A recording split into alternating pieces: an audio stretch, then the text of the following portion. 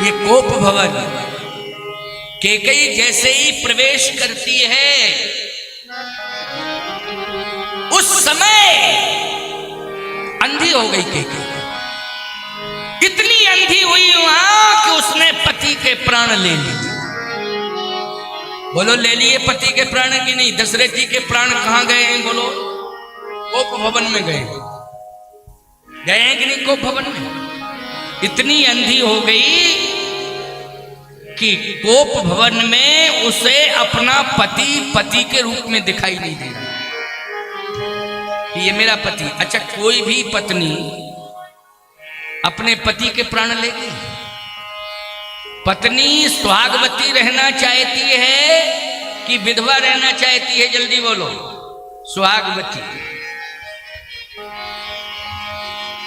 क्या कैकेयी इतनी मूर्ख थी कि वो अपने पति के प्राण लेना चाहेगी, स्वयं वैधव्य लेना चाहेगी? और कौशल्या जी ने कितना तप किया है, लेकिन इतनी तपस्या करने के बाद बोलो वैधव्य मिला कि नहीं मिला? जल्दी बोलो। जबकि संसार की बात छोड़ो, संसार बनाने वाले को पुत्र बना लिया उन्होंने। बोलो बना लिया कि नहीं?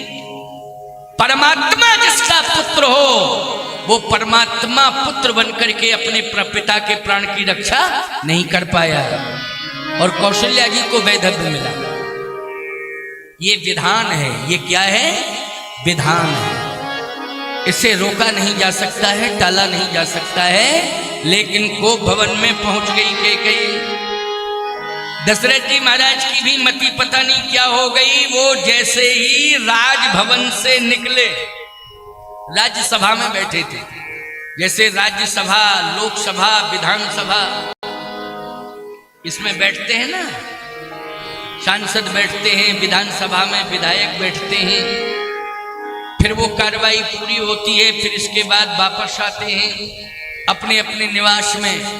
ऐसे ही राज्यसभा से महाराज दशरथ जी चले। संध्या समय था, संधिकाल, सूर्यास्त हो रहा था। सांझ समय सानंद नृप, सांझ समय सानंद नृप, गए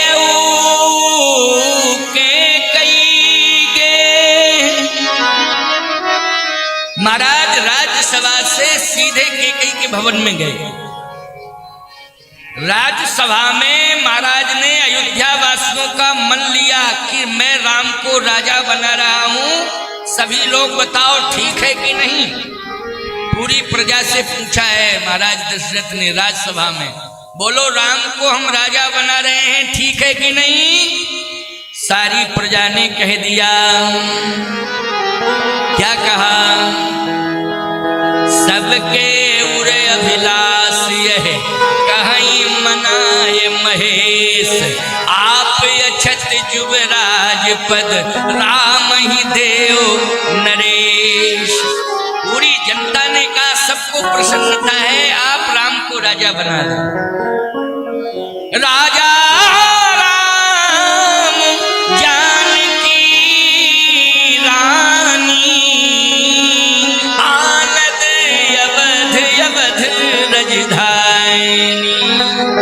बड़ी प्रसन्नता होगी अयोध्या वासियों को, महाराज आप राम को राजा बना दें, आप राम को राजा बना दीजिए, जल्दी बनाइए।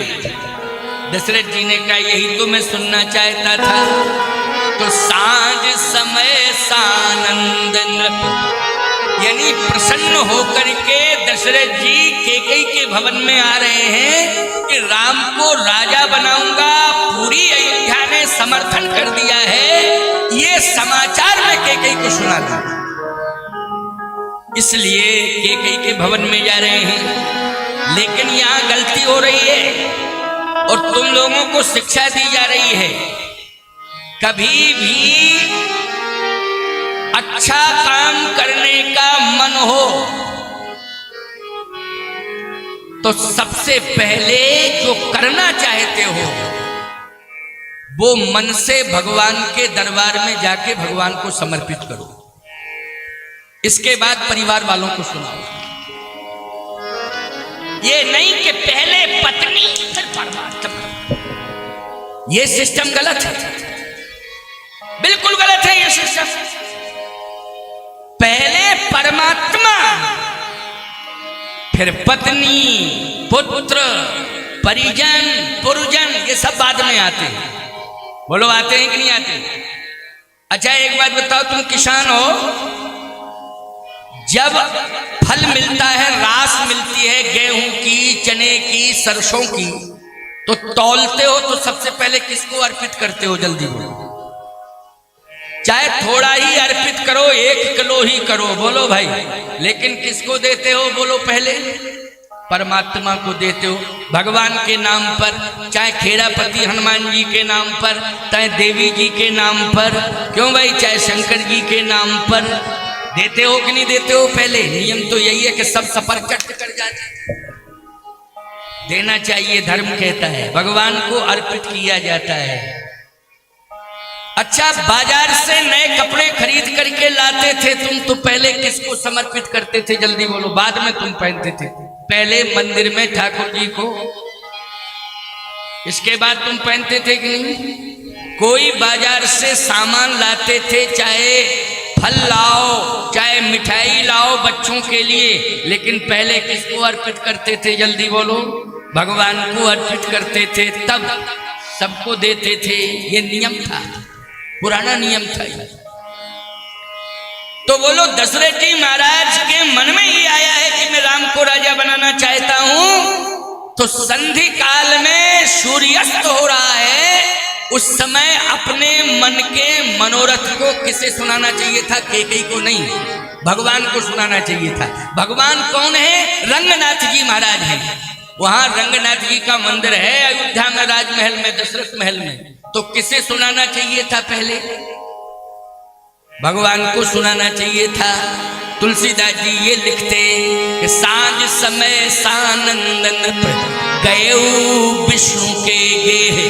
रंगनाथ मानी विष्णु भगवान, रंगनाथ कहते हैं विष्णु भगवान को। सांझ समय सानंद नृप गए विष्णु के गेह। विष्णु के गेह मानी विष्णु भगवान के मंदिर गए, लेकिन नहीं, सांझ समय सानंद नृप गए कैकेयी गेह। कैकेयी के भवन में गए, और जैसे ही कैकेयी के भवन में गए तो मंथरा ने पहले ही कैकेयी को कहां भेज दिया? वो भवन में बैठी बैठी रो रही है, रो रही है बैठी बैठी। दशरथ जी ने कहा, क्यों रो रही है तू?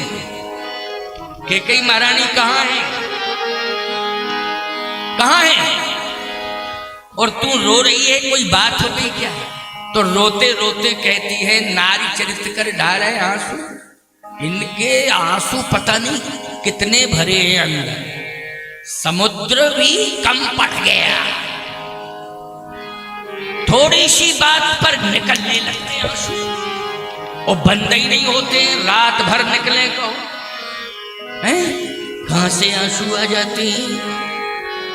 स्पेशल खजाना है आंसुओं का अंदर तुम्हारे। हाँ, समझ रहे हो कि नहीं प्यारे? आंसू ढार रही है, रो रही है। दशरथ जी ने कहा, रोना धोना बंद कर, पहले ये बता महारानी कहाँ है? तो बोल नहीं पा रही है, जबकि बोल सकती है, लेकिन नाटक कर रही है, हिचकियां भरते हुए कहती है, इशारा करती है कोप भवन की ओर। ऐसी दशरथ जी ने कहा, कोप भवन? इसका तो उद्घाटन ही नहीं हुआ था। पहली बार कैकेयी ने उद्घाटन, कोप भवन का बंद पड़ा था, जरूरत ही नहीं थी, आवश्यकता ही नहीं पड़ी। महाराज इक्ष्वाकु ने बनवाया था, महल बना था तो कोप भवन, लेकिन महाराज इक्ष्वाकु के बाद इतने राजा हो गए, जरूरत नहीं पड़ी। लेकिन दशरथ जी के टाइम में कोप भवन खुल गया, उद्घाटन हो गया। अच्छा एक बात बताओ, एक ही विवाह में क्या कंडीशन हो जाती है तुम बताओ? एक पत्नी के साथ जिंदगी भर रहना कैसे रहते हो? शांति। और 3-3 पत्नियां हो तो कोप भवन का उद्घाटन तो होगा। बोलो भाई होगा ही कोप भवन का उद्घाटन जब 3-3 पत्नियां हो। सोचो जरा, विचार करो। एक ही पत्नी के साथ रह लो, आराम से रह लो तो तुम बुद्धिमान हो, और निर्वाह कर जाओ तो परम बुद्धिमान हो। ऐसी बात नहीं तो मुश्किल है। आज घर चलाना मुश्किल है। ये पति से परेशान है, कोई पत्नी से परेशान है, तो पत्नी पति से परेशान है, और तो पति पत्नी से परेशान है। बोलो कहीं कहीं पति परेशान कर रहा है पत्नी को, तो कहीं कहीं पत्नी पति को परेशान कर रही है। ऐसी बात नहीं है कि एक ही जैसी कंडीशन हो। नहीं, तुम भी परेशान करते हो और कहीं ये भी परेशान करती है। बोलो करती है कि नहीं? आज कंडीशन बिगड़ती जा रही है, संतुलन बिगड़ता जा रहा है। बहुत बड़ी विडंबना है। परिवार में धन है लेकिन शांति नहीं है। धन तो है, ऐसी बात नहीं है। आज सबके पास धन है। जिनके पास अभाव है वो भी कहते हैं हम अपने घर के राजा। बोलो भाई, कहते हैं कि हम अपने घर के राजा हैं। कोई बना रहे राजा, लेकिन हम अपने घर के राजा हैं। इसका मतलब यह है कि कुछ तो ताकत है ही।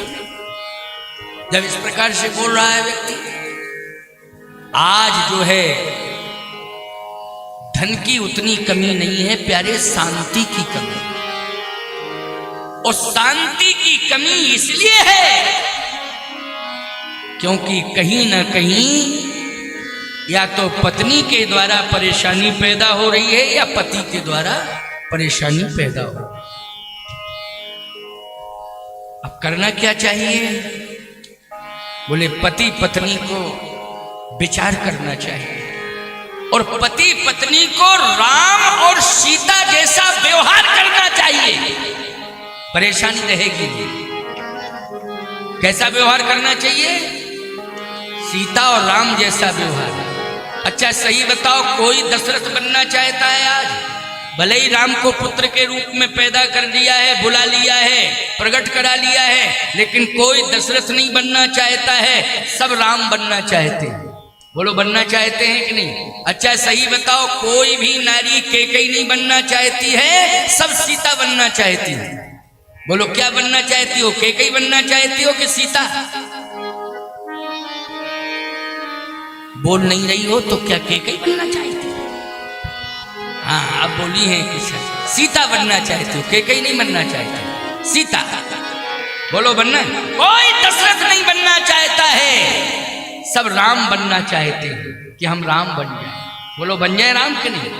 अच्छा वैसे भी तुम दशरथ नहीं बनना चाहते हो, क्या राम के बाप बनोगे? दशरथ बन के क्या तुम राम के बाप बनोगे? नहीं, राम बनना चाहते हैं सब, राम। सब सीता बनना चाहती हैं, सीता और राम बन के रहो। सीता राम की बड़ी अच्छी जोड़ी है।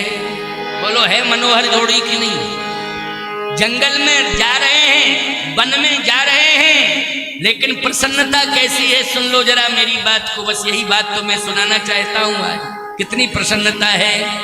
दशरथ जी महाराज को भवन में चले गए, कैकेयी के पास पहुंच गए। अंधकार ही अंधकार दिखाई दे रहा है, लेकिन कैकेयी कैसे दिखाई दे रही है अंधकार में? कैकेयी को कहा गया है भुवंग भामिनी, यानी सर्पणी। क्या कहा गया है? सर्पणी। तो इसका मतलब है सर्प की सर्पणी। तो दशरथ जी क्या हुए हैं? सर्प हुए हैं। और कैकेयी क्या है? सर्पणी है।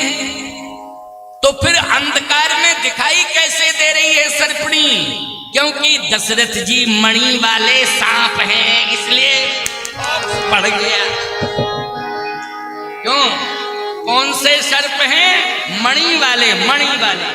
अच्छा मणि वाला सर्प जहां पहुंचेगा वहां रोशनी हो जाएगी कि नहीं हो जाएगी? बोलो हो जाएगी। आपको महाराज कैसी बात कर रहे हैं, कहाँ प्रमाण है कि मणि वाले सर्प हैं? गोस्वामी जी कह रहे मणि है अवधपुरी, अवधपुरी रघुकुल मणि राऊ,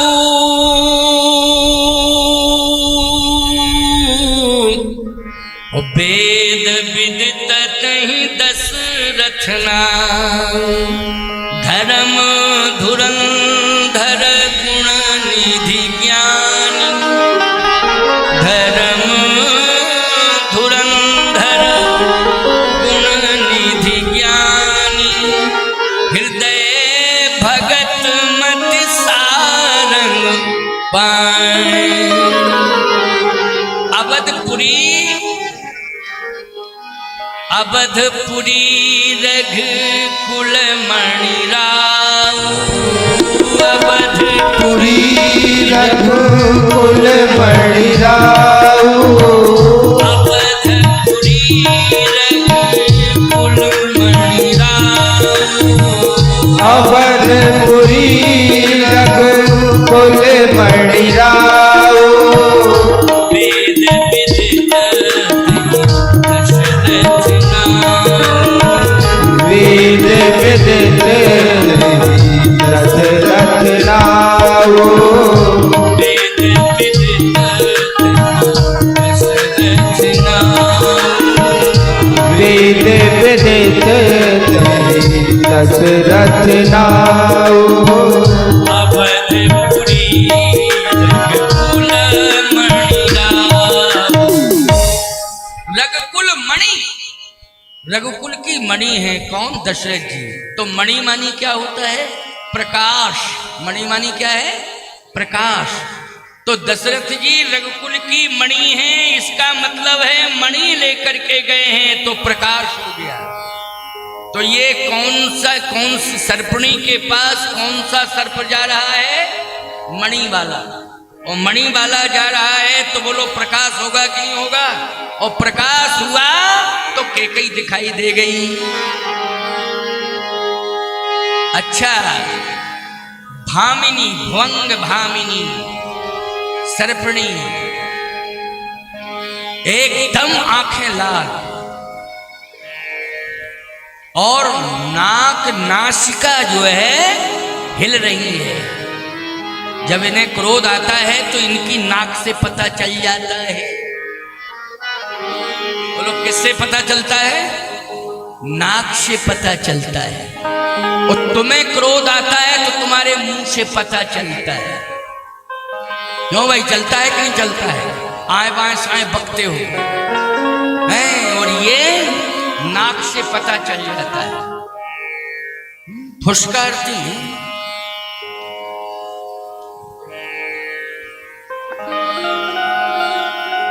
हंस रही हो बैठे बैठे हमारी बात सुन के। ये सोच रही हो कि महाराज को कैसे पता है? महाराज तो बालकालीन साधु हैं, बचपन के साधु हैं, इन्हें कैसे पता है महाराज को? एक बात बतावे, कामता नाथ के मंदिर में सब आते हैं और अपनी अपनी पंचायत लेके आते हैं। तो एक तो मौन कामता नाथ बैठे हैं मूर्ति के रूप में। तो लोग कहते हैं कि कामता नाथ पर तो माथा पटकेंगे, नारियल फोड़ेंगे, लेकिन महाराज बैठे हैं, ये बोलते हुए कामता नाथ हैं, अपनी बात इनके सामने कहें। समझ रहे हो? पत्नी भी आती है और पति भी आता है। अब समझ में आ गई बात कि नहीं? क्लियर तो कर रहा हूं। महाराज के पास चलो, ये बोल के निर्णय देंगे, क्योंकि कामता नाथ के पीठाधीश्वर हैं। कामता नाथ के सामने तो हमने अपनी अर्जी रख ही दी, नारियल भी फोड़ दिया, लेकिन अब बातचीत किससे करेंगे? कामता नाथ पीठाधीश्वर से करेंगे। आ गए साहब, दोनों आ गए, पति पत्नी। क्या परेशानी है बोलो? पत्नी कहता है महाराज इसी से पूछो आप क्या परेशानी है। यही लाई है हमको चित्रकूट, जबरदस्ती लाई है। अरे ठीक तो किया है, अगर लाई है तुमको तो अच्छा ही तो किया है। कामतानाथ चित्रकूट लाई, बहुत अच्छा किया। हाथ पकड़ के चित्रकूट आई है, चित्रकूट लाई, हाथ पकड़ के थाने तो गई। क्यों भाई, थाने ले जाती तो अलग बात थी, चित्रकूट ले आई अलग बात है। क्या बात है बोलो महाराज, इससे पूछो। अच्छा तू बता क्या बात है, बोल। अब रोते रोते नकुआ फुला रही है और कह रही है महाराज जी इन्हें समझा दो, आप हम बर्दाश्त नहीं करेंगे। क्या समझा दें बोलो, ये झूठ बहुत बोलते हैं, इनकी आदत इतनी खराब है और हमें झूठ से नफरत है। हमने कहा वाह, तू तो त्रेता की है, सतयुग की है। क्यों भाई, कलयुग में अगर कोई ये बात करे कि महाराज झूठ से हमें नफरत है और ये झूठ बोलने वाला मेरा पति है, इसे समझा दो, इसलिए मैं नाराज हो रही हूं। मैंने कहा भाई तू झूठ क्यों बोलता है, तेरी पत्नी बहुत अच्छी बात कह रही है, तू झूठ क्यों बोलता। तो कह रहा महाराज जी वैसे झूठ नहीं बोलते हैं, लेकिन धंधा करते हैं तो बोलना पड़ता है। झूठ हम नहीं बोलते हैं, लेकिन धंधा कर रहे हैं तो झूठ बोलते हैं, और नहीं तो धंधा चौपट हो जाएगा।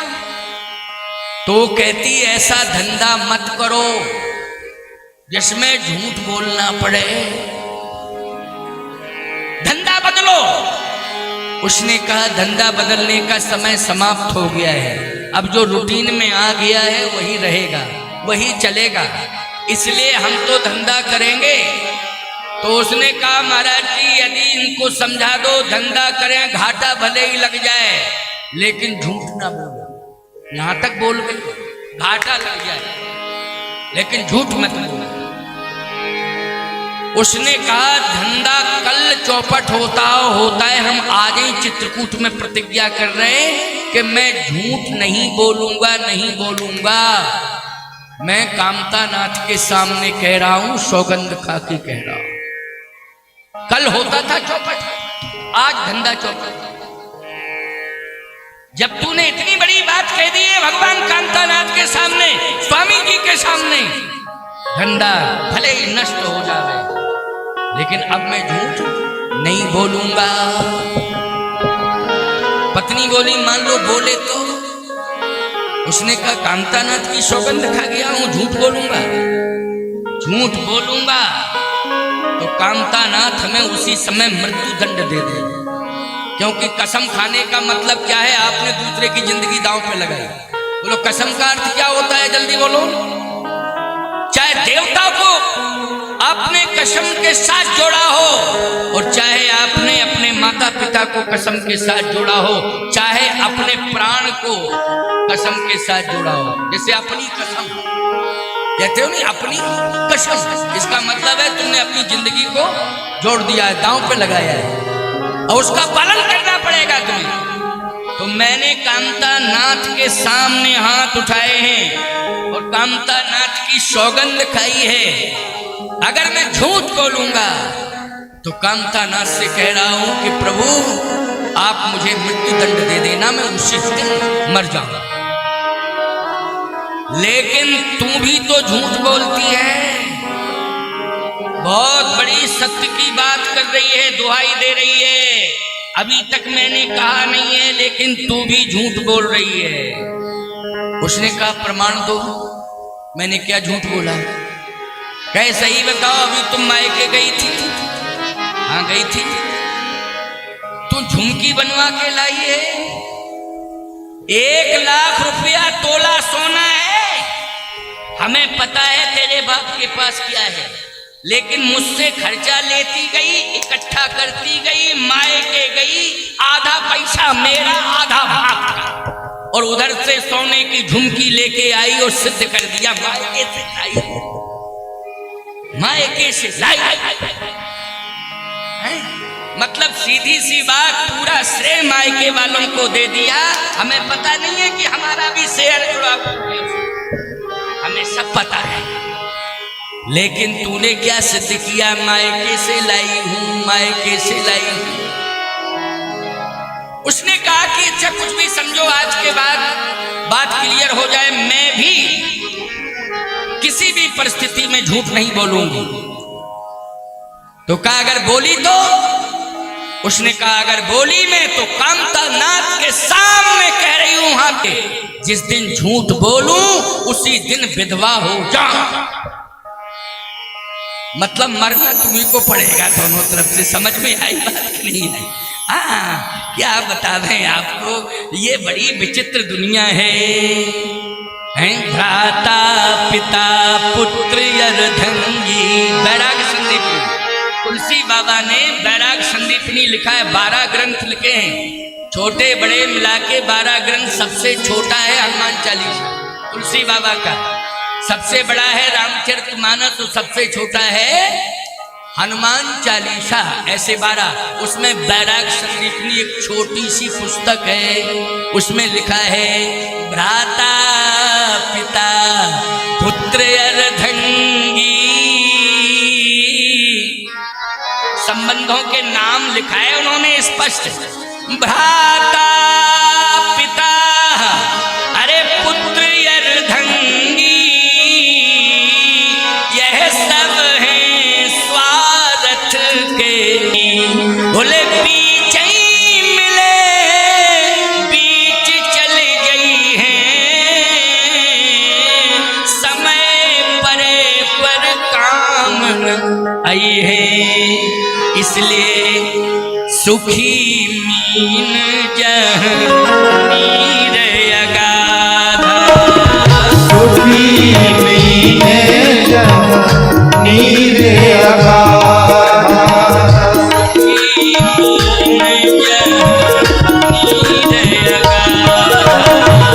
सुखी मीन नीर अगाधा,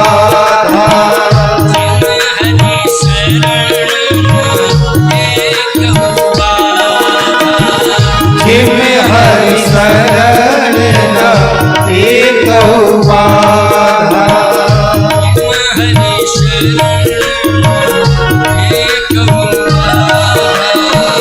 जिम हरि शरण एक बाधा।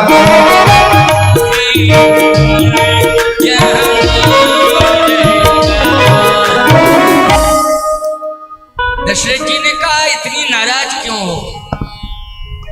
कैकेयी ने कहा कि आपका डिसीजन गलत है। क्या? मैंने सुना है कि आप राम को राजा बना रहे हैं। दशरथ जी ने कहा सबसे ज्यादा प्रेम तो तू राम से ही करती है, सबसे ज्यादा प्रेम तू राम से करती है, तो तेरा ही तो प्रिय पुत्र है राम, इसलिए मैं उसे राजा बना रहा हूं। कैकेयी ने कहा राम का विकास करना है कि राम का प्रकाश करना है? मैं आपसे एक बात कहूं, अन्यथा मत लेना। कलकत्ता में गया था, वहां के कसाईयों की बिल्डिंग मैंने देखी, हवेली 300 करोड़ रुपए की हवेली बनी हुई। कसाईयों जो जीव जंतुओं को मार के मांस की सप्लाई करते हैं, उन कसाईयों की बात, कलकत्ता के कसाई। हम निकल रहे थे, बड़ी ऊंची हवेली थी। मैंने कहा ये हवेली किसकी है? बड़ी ऊंची है, ये टाटा की है, बिरला की है, डालमिया की है, किसकी है? अंबानी की है। अरे बोले महाराज ये कसाई की। कसाई की? हाँ, बहुत पैसा है उसके पास महाराज, बहुत बड़ा धंधा करता है वो। कौन सा धंधा करता है? अरे कसाईयों का क्या धंधा है? मांस की सप्लाई। मैंने कहा इतनी बड़ी हवेली? बोले हाँ महाराज, बहुत पैसा है। एक बात बताएं, जीव जंतुओं की हत्या करके उसने धन कमाया है और हवेली बना दी है, विकास है। लेकिन बोलो ईमानदारी से, प्रकाश नहीं है, अंधकार ही अंधकार है। उस हवेली से कान लगाओगे तुम तो चीत्कार क्रंदन सुनाई देगा तुम। जीव जंतुओं की आवाजें सुनाई देगी तुमको। बोलो भाई, उसकी दीवार से कान लगाओगे तो चीत्कार क्रंदन सुनाई देगा कि नहीं देगा? क्योंकि हत्या का पैसा लगा है उसमें। किसका पैसा लगा है? हत्या का पैसा लगा है। ये विकास ऐसा धिक्कार है, इस विकास को भाड़ में चला जाए ऐसा विकास कि किसी की हत्या करके हम धन ले लें, किसी के साथ छल करके हम धन ले लें, लूट के धन ले लें। ऐसा धनवान बनना चुल्लू भर पानी में डूब के मर जाना है। धिक्कार है ऐसी जिंदगी, धिक्कार है ऐसी जिंदगी। प्रकाश, प्रकाश किससे होता है जानते हो? समाज में सेवा दो,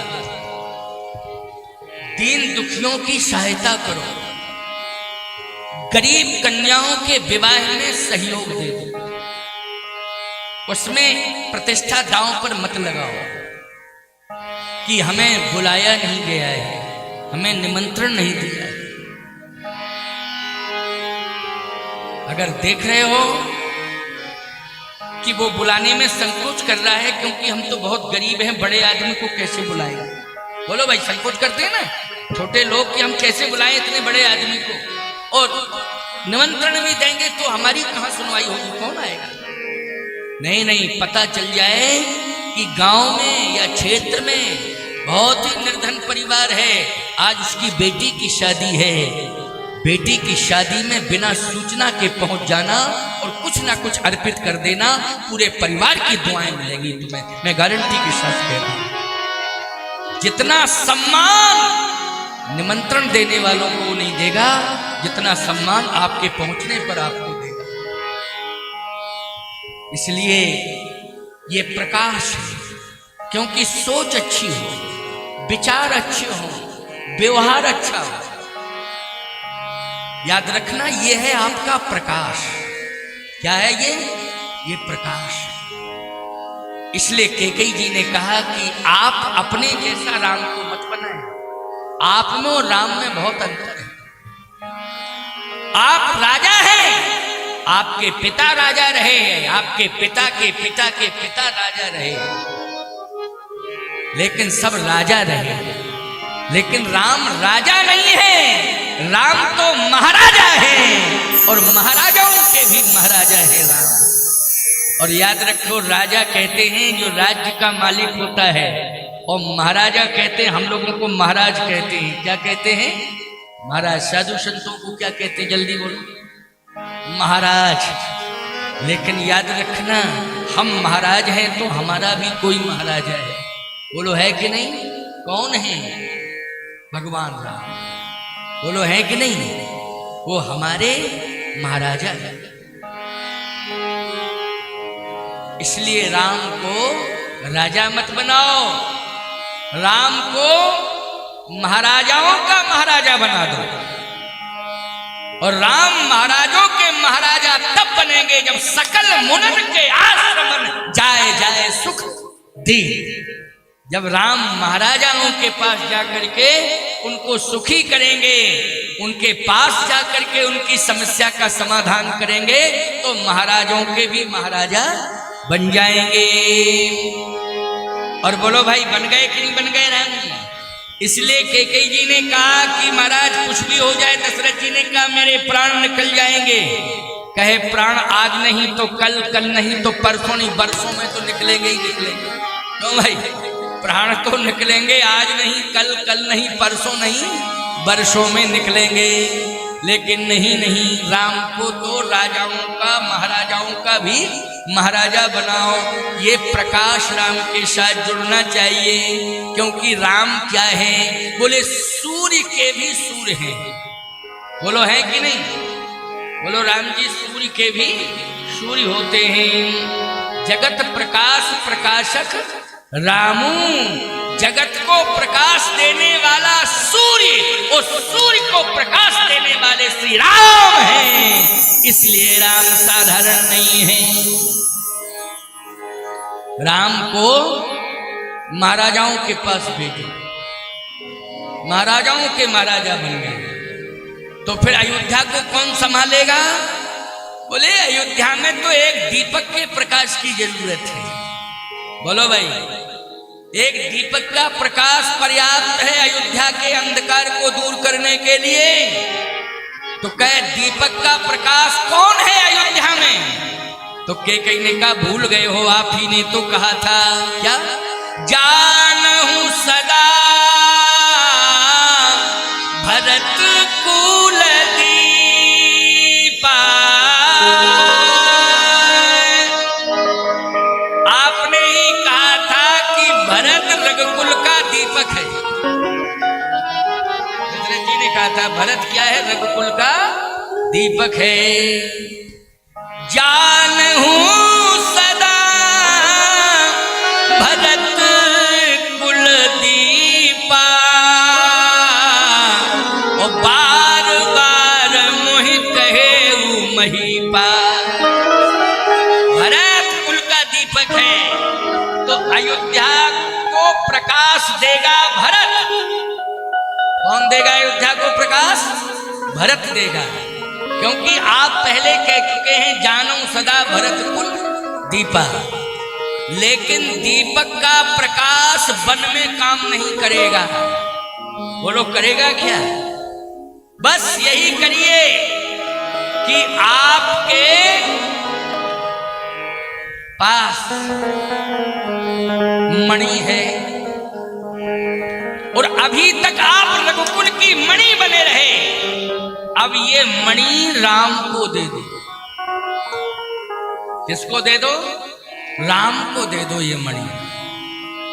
राम जो है मणि बनकर के जाएगा प्रकाश करने के लिए। कहां, और मणि की विशेषता है मूसलाधार पानी बरसे तो मणि का कुछ नहीं बिगड़ सकता है।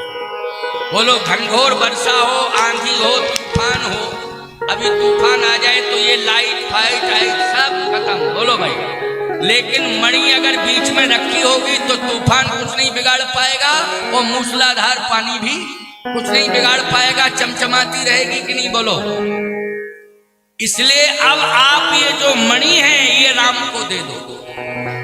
राम अपने साथ मणि ले जाएगा। कहां, जहां जहां महात्माओं के आश्रमों में अंधकार है वहां वहां प्रकाश करेगा ये मणि।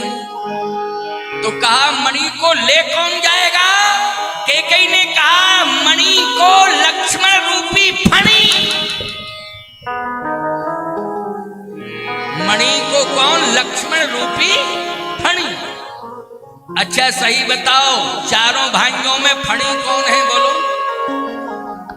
राम लक्ष्मण भरत शत्रुघ्न, ये चार भाइयों में भरत है दीपक और राम है मणि और लक्ष्मण है फणी। बोलो है फणी कि नहीं। जो सहस शीस अहिस महिधर, लखन सचराचर धनी। बोलो भाई, लक्ष्मण है अहि, अहि मानी शेष, शेष मानी सर्प। अच्छा बोलो, मणि किसकी रक्षा, मणि की रक्षा कौन करता है, बोलो। मणि की रक्षा करता है फणी। और बोलो 14 साल तक पहरेदारी किसने की है, राम रूपी मणि की। राम रूपी मणि की पहरेदारी 14 साल तक लक्ष्मण रूपी फणी ने की। मैं एक बात कहना चाहता हूं, तुम पुत्र से मोह करते हो, तुम धन से मोह करते हो, लेकिन एक बात बताओ, पुत्र को छोड़ के जाना पड़ेगा कि नहीं, जाना पड़ेगा ना। अच्छा, धन को छोड़ के भी जाना पड़ेगा कि नहीं, चाहे जितना मोह करो छोड़ के जाना पड़ेगा। यानी तुम ही छोड़ के चले जाओगे, धन तुम्हारे साथ नहीं जाएगा। बोलो जाएगा क्या, नहीं जाएगा। अच्छा, जब व्यक्ति की अंतिम यात्रा होती है तो उसके ऊपर पैसे बरसाए जाते हैं और जैसे ही ऊपर बरसाए जाते हैं तो वो तुरंत नीचे आ जाते हैं। इसका मतलब है कि पैसा भी तुम्हारा कहता हम नहीं जाएंगे, नहीं जाएंगे, तब तक नीचे आ जाता है, धरती पर आ जाता है कि नहीं आ जाता है, जल्दी बोलो। नहीं जाता है पैसा शाता, खूब लुटाते रहो, उछालते रहो, खूब कहो ले लो ले लो ले लो, ले जाओ ले जाओ। अच्छा, पैसा कोई नहीं, सिक्का बरसाता है, सिक्का। क्यों? यानी ये कह रहा है सिक्का कि हम 1 रुपया भी तुम्हारे साथी नहीं है, नहीं जाएंगे, 1 सिक्का भी तुम्हारे साथ नहीं जाएगा, नोटों की गड्डी 1 सिक्का भी नहीं जाएगा, ऐसे ही चले जाओगे, प्राण निकलेंगे, लकड़ी की तरह हो जाओगे। हाँ, लकड़ी मिल जाएगी और फूंक देगी। भाई लकड़ी की तरह हो गए, लकड़ी कहती हम तुम्हारे हैं, चिंता मत करो, लेकिन फूंकने तक के लिए फाँक के तुम्हें नक्की कर देंगे। क्यों भाई? फूंक फाँक के तुम्हें निपटा देंगे। तो लकड़ी भी तुम्हारी नहीं हुई, बोलो फूंक फाँक के खाक कर दिया कि नहीं कर दिया? खुद खाक हो गई और स्वयं तुम्हें खाक कर दिया है। सावधान, विश्वास रखो और संकल्प ले लो कि हमारे साथ में हमारा जाएगा तो धर्म जाएगा और राम का नाम जाएगा। राम का नाम, इसलिए राम नाम सत्य है, राम नाम सत्य है। राम का नाम हमारे साथ जाएगा और हमारे हाथों से किया हुआ सत्कर्म हमारे साथ जाएगा। और हमने अगर सत्कर्म किया है तो उसका प्रकाश रह जाएगा और ये मिट्टी का शरीर चला जाएगा। रह क्या जाएगा? सत्कर्म का प्रकाश, सत्कर्म का प्रकाश रह जाएगा। इसलिए प्यारे ध्यान से सुन लो जरा, दशरथ जी महाराज को कैकेयी समझा रही है कि प्राण तो जाएंगे ही जाएंगे, रुकेंगे नहीं, आज नहीं वर्षों में निकल ही जाएंगे, लेकिन प्रकाश दे करके व्यक्ति को इस जगत से जाना चाहिए। तो यही प्रकाश होगा, आपको अपयश नहीं मिलेगा, आपको महात्मा दुआ देंगे, आपको गौएं दुआ देंगी और आपको सनातन धर्म जो रो रहा है राक्षसों के अत्याचार से, वो आपकी दुहाई देगा। बोलो देगा कि नहीं देगा? कि आपने मेरी रक्षा कर ली, मेरी रक्षा कर ली, मेरी रक्षा कर ली। इसलिए ये बलिदानी आपकी व्यर्थ नहीं जाएगी। पूरा जगत राम को मानेगा और राम को याद करेगा तो आपका भी नाम याद हो जाएगा। बोलो याद आ जाएगा कि नहीं? राम का नाम लेगा तो राम के पिता का नाम याद आ जाएगा कि नहीं आ जाएगा? राम के पिता का आपको भी दुनिया याद करेगी। इसलिए भरत कुल का दीपक है, इसको महलों में रहने दो, ये प्रकाश देता रहेगा। और 14 साल तक के लिए ही राम को वन भेजना है, इसलिए 14 साल के लिए राम को वन भेज दो।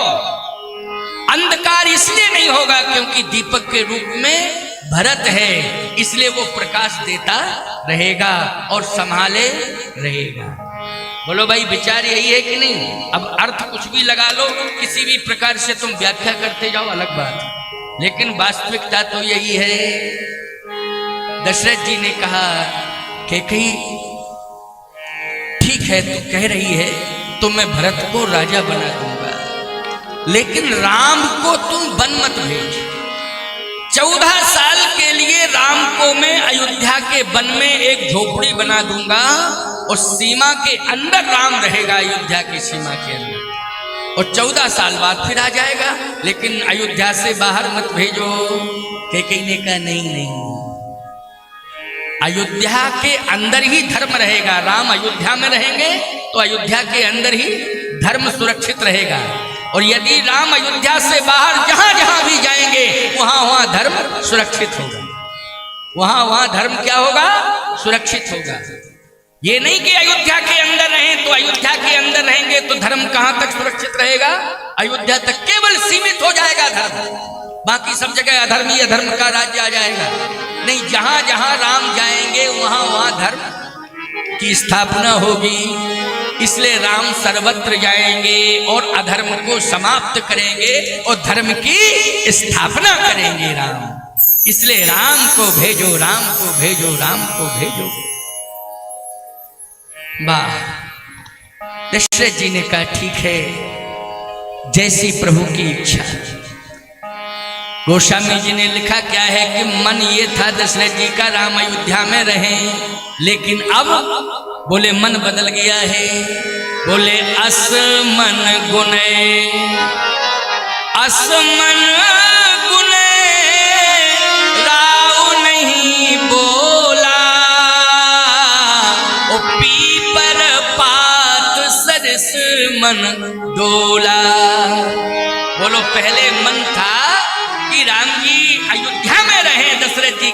लेकिन अब पीपल के पत्ते की तरह मन डुल गया। पीपल के पत्ते की तरह मतलब अब दशरथ जी का मन नहीं है कि राम अयोध्या में रहें। अब मन पीपल के पत्ते की तरह बोलो डुल गया है कि नहीं, राम को बन जाना चाहिए। तो किसी ने कहा कि बोलते क्यों नहीं हो मुंह से? दशरथ जी ने कहा मौन स्वीकृति दे रहा हूं। स्पष्ट इसलिए नहीं बोल पाऊंगा क्योंकि मैं पहले से भूमिका मना करने की बना चुका हूं, लेकिन अब स्वीकृति तो दूंगा, लेकिन राम को बन जाने की मौन स्वीकृति दूंगा। तो दशरथ जी ने राम जी को बन जाने की कौन सी स्वीकृति दी है? मौन स्वीकृति दी है प्यारे।